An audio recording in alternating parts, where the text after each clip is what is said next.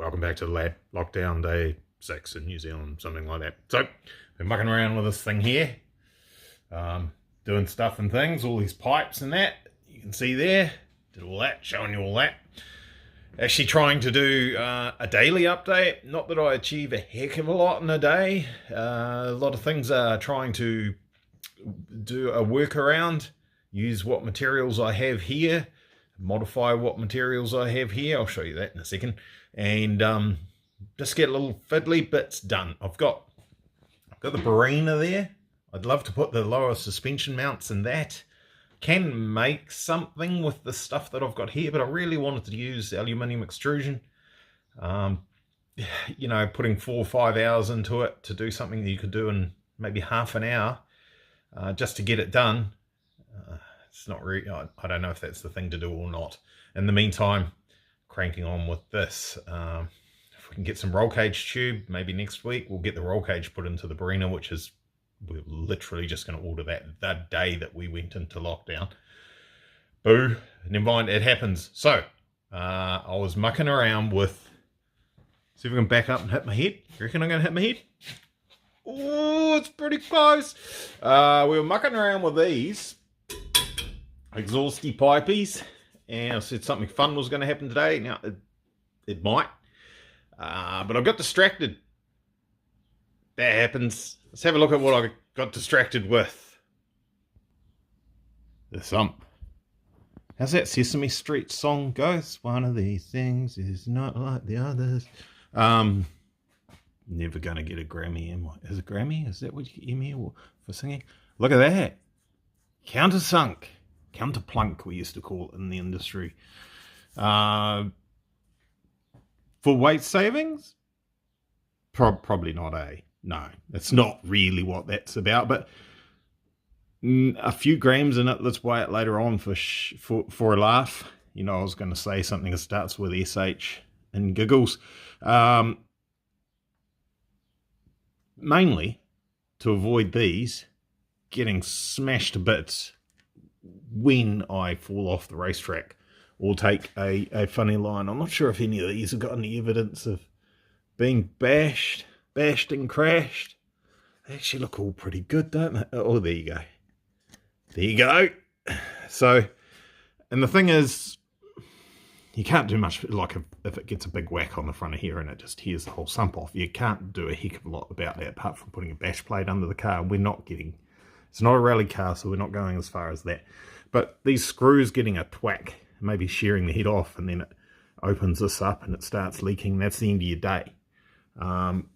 If we can't knock the heads off the screws, it might last a little bit longer. I'd like to put oil in this actually and crank it over, but it's probably getting a bit ahead of ourselves. Although if it's going to sit for much longer, that's going to happen. So I got some screws a while ago before lockdown over to the bench there. Gee, the lens on this camera is not very good, is it? A bit of sunlight on it, she goes all blurry. Now, they're all too long. By about that much. And you know where this is going. You can see the tools to make this happen.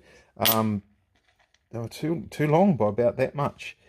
And lockdown stuff and things. Can't just go down the road and get some new bolts. Well, you might be able to. There probably are some nuts and bolt places that are open, but it's a hassle, right? So rather stay at home and avoid the virus, etc.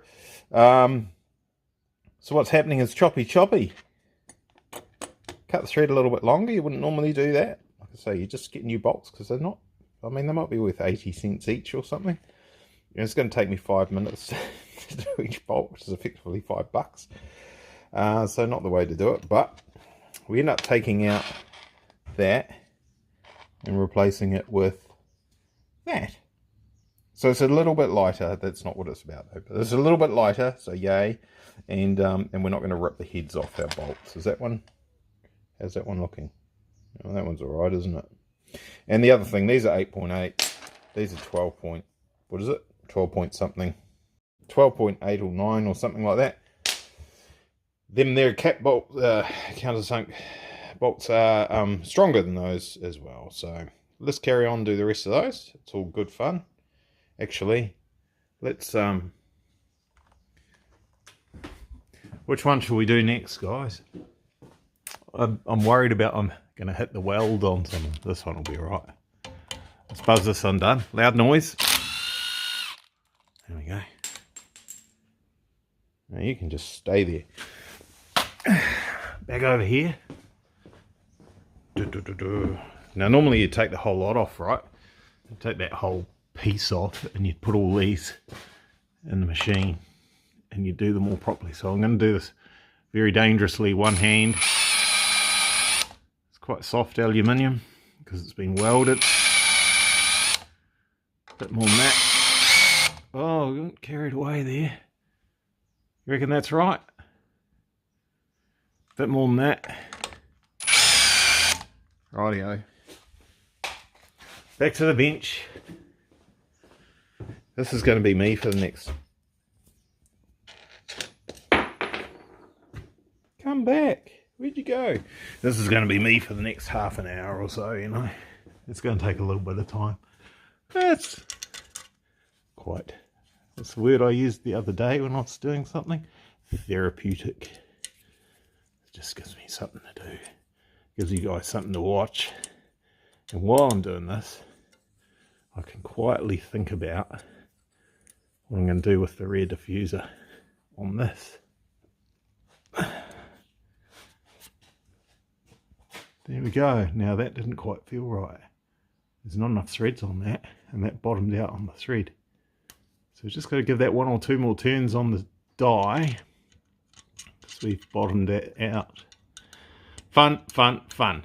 All right, and there's only quite a lot more of those to go. A little bit of trivia for you backyarders, front yarders, your home garage working people.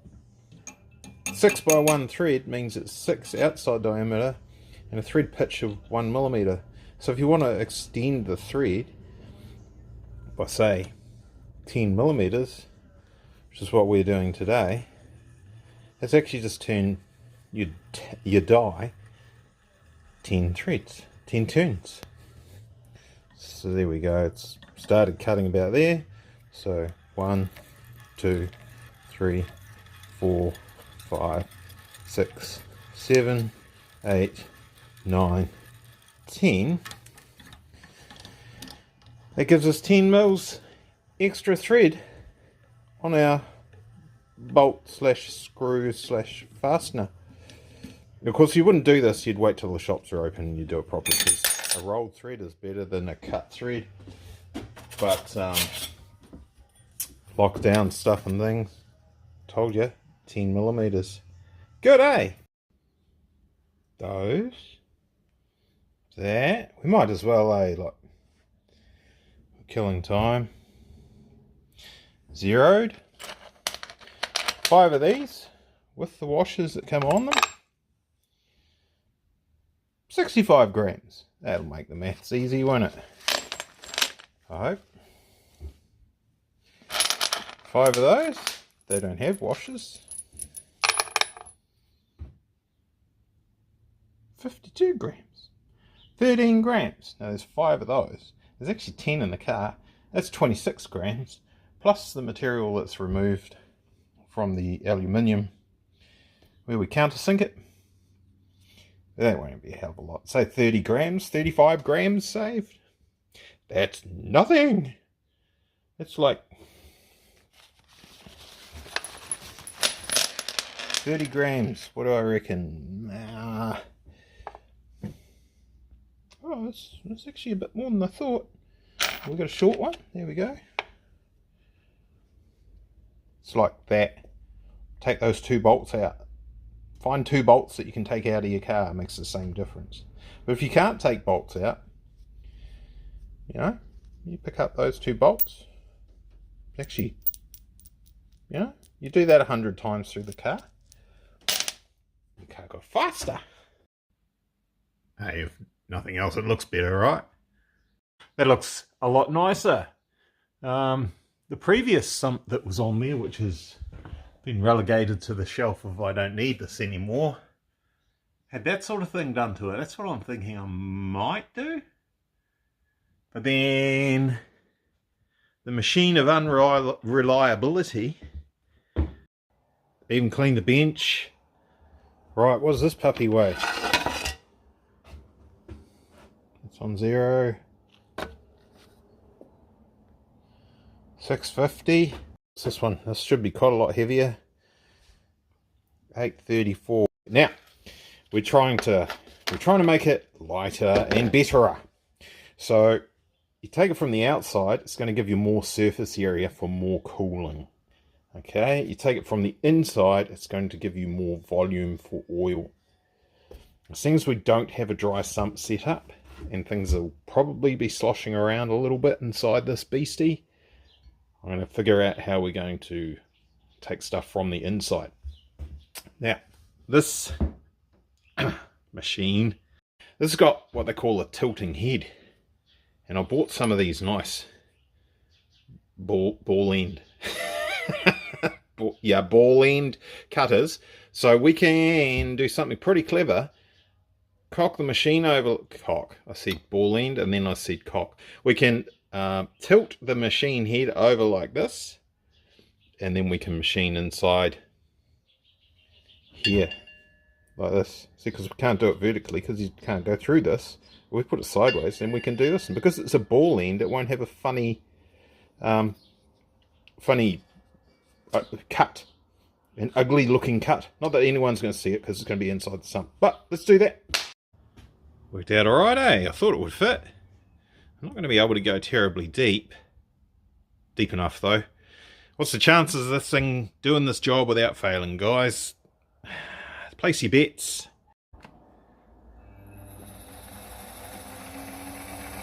Oh, here we go. Right, I better put the camera down and get on with it. A little bit messy. That's our first cuts. It's going to work out good, I reckon. So we'll replace aluminium volume with oil volume. So the actual overall weight of the car, yeah, it'll be lighter, but not by a significant amount, but it'll have more useful weight in it than before. There you go. It's not bad. That's like, I can put my finger in there. Who knows how much weight that is? I actually don't care. It's giving it more oil volume. I could make another couple of passes on that, I suppose, if I'm careful. And we'll do the other bits. This is the other one up here that's easy. The rest of them get a little bit fiddly and a little bit tricky, but I'll see what I can do. Obviously not going anywhere near where the screws are for strength, and we don't want to create an oil leak. We'll start attacking these little pockets. Now these are a bit harder to do, just do that one there. Had an issue with that getting in the way. As you can see, it's not in the way now. So that was well thought out. Just undo a screw and take that off. I did actually lean the head over just a tiny little bit more. Now we can do quite a lot more than what we had access to before. Judging by the amount of swarf on the bench here, we might get 100 grams out of this in the end, I reckon. Pretty happy with how that turned out, considering it's all manually driven, not CNC. And then I was like, why not both? So again, with the milling machine, the head tilted over. Bigger cutter. This is a brand new cutter. This is a 16mm one. 16? I think it's 16 anyway. And we'll just give this a buzz along the sides and between the screw holes again, and avoiding the ports. And I'll leave this bit alone around the corner thing. I don't have a rotary. Well, I do have a rotary table, but it's very, very small, and it's not going to work with this. This is awesome. Mill's definitely going to break before we get this finished. It's not showing any signs or anything, but I'm having too much fun, so cross your fingers and all that. I think that's enough for this machine. It doesn't like actual work, does it? It's more of a toy. What have we got here? 0, 722. 834 to 722. 112 grams. Not bad. 112 grams is quite a lot to take out of a car, I guess, from one particular piece. What's a spanner weigh? You know, that's the equivalent of a slightly smaller spanner. That's a 16, so if you left your 14mm spanner in there. First things first, these surfaces here, that one goes to that one. Because we're doing something different, we're not just putting the factory sump on top of this highly modified Z1 Motorsports part. We don't have any of these. The old grooves for the silicone to go into and to help with sealing and stuff. There's none on that side. There's none on that side. That side before you get confused. There's none on that side. That one there goes to the engine block. These two go together. Nothing. So we put our tiniest little 6mm radius cutter thingy in there. It actually probably needs to be more like a 4mm, 3mm even. We're going to run around and do that. That'll be fun. So we put that thing into the high speed gear, and it's probably going to explode, but we'll try our luck. Did I chicken out and not take any material out of this? Damn right I did. I needed that on the face here I was talking about before. Did that, left the rest alone. I thought, nah, I've pushed my luck with that machine enough today. It'll fail and it'll be halfway through a pass along here or something, trying to reduce weight, and it'll look like rubbish, and I won't be able to finish it till the machine's fixed again, which could be ages. But that looks alright, eh? It looks all light. So, not going to bother about these bits here. I mean, I can cut off these things, and I can mill off these things, and I can mill off those, and there is a line you got to draw in the sand eventually at some point in time. Looks beautiful. Looks like a proper race car part. Right, there's some other things to do. I've forgotten what they were. So here's the original diffuser. This goes back to when the car was two-wheel drive, so it was designed around that. Things have changed a little bit since then. Back when it was two-wheel drive, I can't remember what the reason was. There was some reason why I didn't start this curve until here, when it could actually be started way back here, and that would finish the back end at a higher level with less of an angle. It does curve around to quite a steep angle. You can basically see what parallel is. It was probably 30 degrees or something like that. As I've said earlier, the gases do tend to hang on to it anyway. It's not really an issue. One of the issues with starting the angle earlier is this edge that I've got folded up here to give it some strength.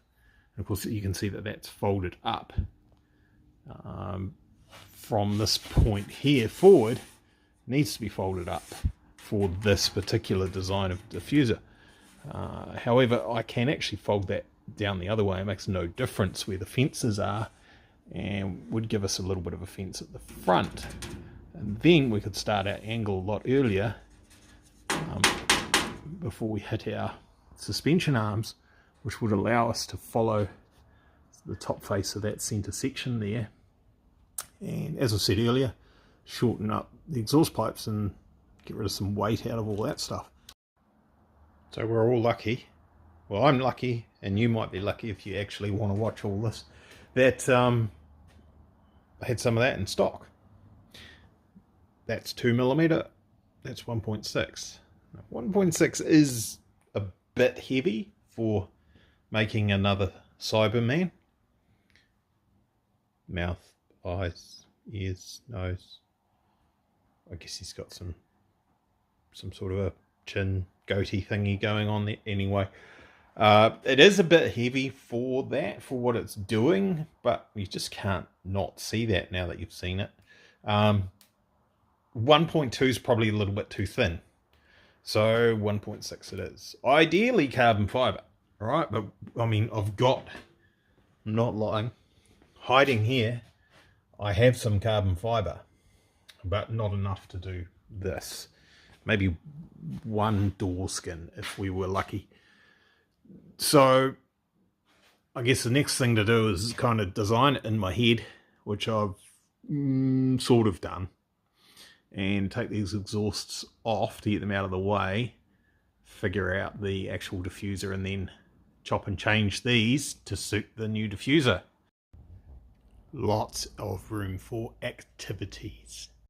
So on the big bend in the middle, we'll sort that all out with the rest of the bits that are going to go on here. There's no screws or anything right now. So we've started off basically straight away with 1 or 2 degrees of whatever we want to call it, angle of attack, to try and draw air from under the car to create downforce there. And we're transitioning here pretty early on in the piece.